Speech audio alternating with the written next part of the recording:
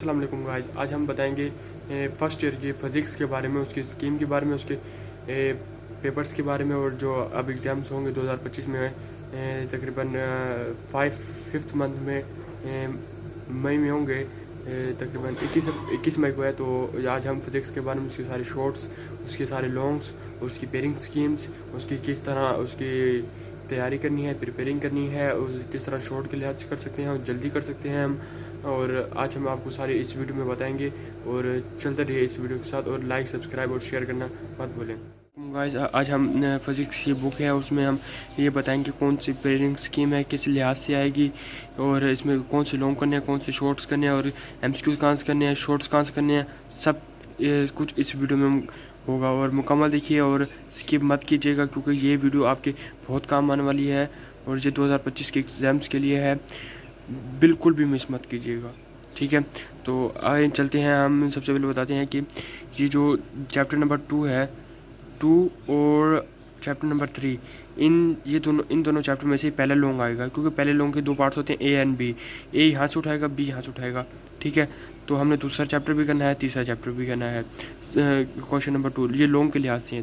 Question number 2 एक है 4 and 5, इन दोनों में से उठाएगा। जो दूसरा लॉन्ग है उसका A पार्ट यहाँ से उठाएगा, B पार्ट यहाँ से उठाएगा, ठीक है।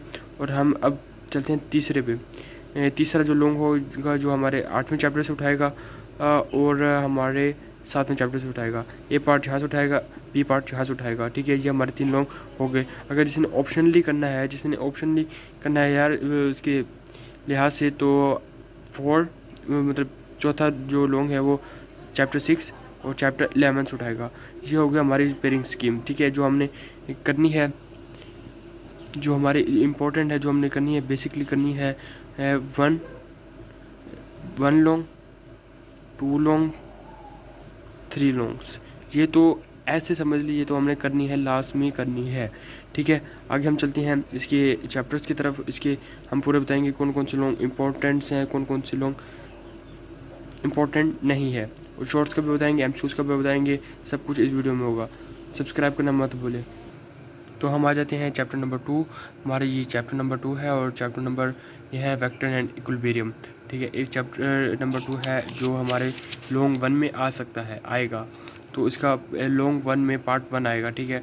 तो हमारा है ये बेसिकली कॉन्सेप्ट है रेक्टेंगुलर कोऑर्डिनेट सिस्टम। ये भी इतना इम्पोर्टेंट नहीं है, और इसमें सारी डेफिनेशंस ही हैं।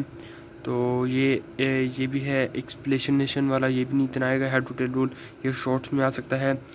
और ये सारा मेथड जो है, ये भी सारा अर्नोल ज़ीरो वेक्टर, ये सारा उसमें आएगा, शॉर्ट्स में आएगा। ये इम्पोर्टेंट है, ये शॉर्ट्स इम्पोर्टेंट हैं। ये दूसरा ये है कंपोनेंट ऑफ अ वेक्टर, ये भी इतना वो नहीं है, इतना इम्पोर्टेंट नहीं है। अब बेसिकली नहीं करेंगे फिर भी नहीं आएगा अंदाज़तन, तो ये आप ऑप्शन भी कर सकते हैं। बाकी जो इम्पोर्टेंट है इस दूसरे चैप्टर में से, वो मैं आपको बता देता हूँ।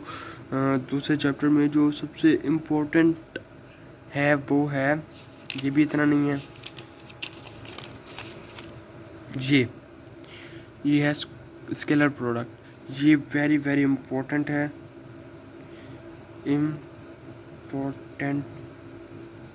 वेरी वेरी इंपॉर्टेंट है। ये तो ऐसे समझ लीजिए, इसको कोर्स में आपको दिखा देता हूँ।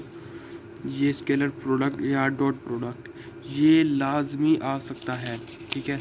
इसकी जो जहाँ तक आ रहा है, इसकी यहाँ करेक्टरिस्टिक्स ऑफ स्केलर प्रोडक्ट, क्योंकि सबसे ज़्यादातर बोर्ड्स वाले वो ढूंढते हैं जो आसान भी हो, लेंथी भी हो। ये देखिए छोटा सा है, यहाँ से यहाँ तक ये लॉन्ग ख़त्म हो गई, यहाँ से इसकी करेक्टरिस्टिक शुरू होगी, और यहाँ तक इसकी करेक्टरिस्टिक्स ख़त्म हो गई। मतलब कि सिंपल सा है, ये वो दे सकता है। और जो दूसरा लॉन्ग है